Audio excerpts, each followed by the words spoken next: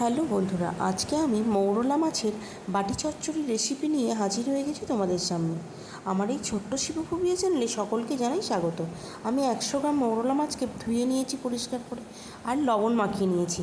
আর একদিকে নিয়ে নিয়েছি একটুখানি আলু, একটুখানি পেঁয়াজ, টমেটো, লঙ্কা, সমস্ত কিছু একসাথে কেটে নিয়েছি। এবার আমি বাটিতে একটুখানি মশলা বেটে নিয়েছি। মশলা হিসাবে আমি নিয়েছি একটুখানি আদা, একটু জিরে, একটুখানি রসুন, আর একটুখানি ধনে, আর একটু সর্ষে নিয়েছি। এবং মাছগুলোর সাথে সবজি একসাথে একই বাটিতে দিয়ে তার মধ্যে নুন, হলুদ, সামান্য তেল, তারপর হচ্ছে ওই মশলা বাটাটা আর লঙ্কা গুঁড়ো সব একসাথে দিয়ে দিয়েছি। এবার বাটিতে সব কিছু দিয়ে আমি ধীরে ধীরে এইগুলোকে মাখিয়ে নেব। মাখিয়ে সামান্য পরিমাণে আমি এগুলোর মধ্যে দেখো বন্ধুরা জল দিয়ে দিয়েছি। এবারে আমার রেডি হয়ে গেছে, কিন্তু পুরোপুরি মশলা এবং পুরো মাছ সহ রেডি করে ফেলেছি।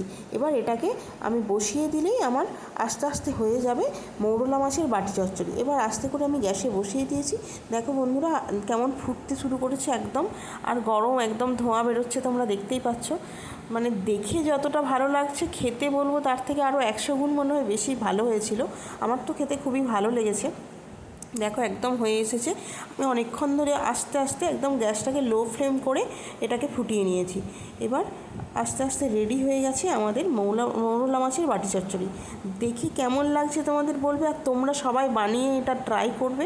খেতে কিন্তু বন্ধুরা অসম্ভব সুন্দর হয়েছিল। ধন্যবাদ বন্ধুরা। প্লিজ বন্ধুরা আমার চ্যানেলটিকে লাইক, শেয়ার ও সাবস্ক্রাইব করো। সাবস্ক্রাইব করতে ভুলবে না কিন্তু, এখনই।